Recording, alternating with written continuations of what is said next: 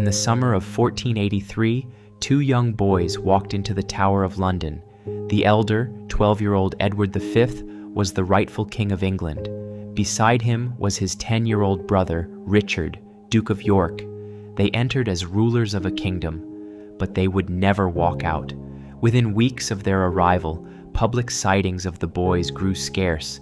Then, behind the heavy iron doors and drawn curtains of the garden tower, the sightings stopped entirely. For over 5 centuries, a single question has echoed through history. What happened to the lost princes of England, and who ensured they were never seen again? To understand their disappearance, we must look at the deadly political chessboard of 15th century England. The nation was gripped by the Wars of the Roses, a brutal civil conflict between two royal houses, York and Lancaster. When King Edward IV died unexpectedly in April 1483, his 12-year-old son, Edward, was instantly named king. But because he was a child, a Lord Protector was appointed to rule until his coronation. That man was his uncle, Richard, Duke of Gloucester. What followed was a swift and terrifying bid for power. Richard intercepted the young king on his way to London, executed his closest advisors, and placed the young boy in the Tower, which, at the time, served as both a royal palace and a secure fortress. Shortly after, Richard convinced the boy's mother to hand over his younger brother for company. Then came the masterstroke. Richard declared that his late brother's marriage was invalid, making both boys illegitimate. With the rightful heirs stripped of their claims, Richard seized the throne for himself, becoming King Richard III. As month after month passed without a glimpse of the boys, rumors began to ripple across Europe. Whispers claimed the children had been murdered, their bodies buried in secret.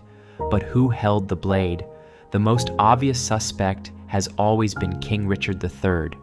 With the boys alive, his crown was constantly threatened by loyalists who wanted the rightful king restored. Eliminating them removed his biggest obstacle.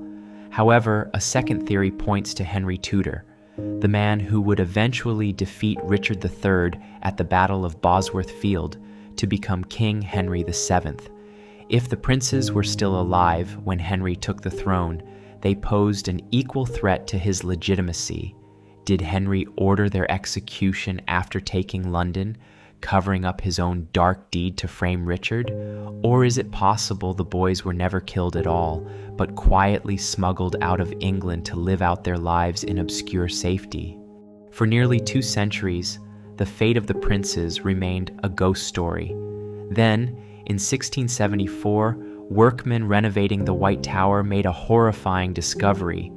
Nearly 10 feet below a stone staircase, they unearthed a wooden chest containing the skeletal remains of 2 small children. King Charles II ordered the bones transferred to Westminster Abbey, believing the mystery was finally solved. Forensic examinations in the 1930s confirmed the bones belonged to 2 children matching the ages of Edward and Richard. Yet, doubts remain. Modern scientists have repeatedly requested permission to conduct DNA testing on the remains, but the British royal family has consistently denied access, keeping the vault closed. Did 2 young boys fall victim to the cold ambition of their uncle, or were they erased by a kingdom desperate for peace? Until modern science is allowed to examine the evidence, the cold case of the princes in the Tower remains buried in the shadows of time. If you enjoyed this deep dive into history's darkest stories, hit the like button and subscribe to Echoes of Reality for a new story every week. Leave a comment below.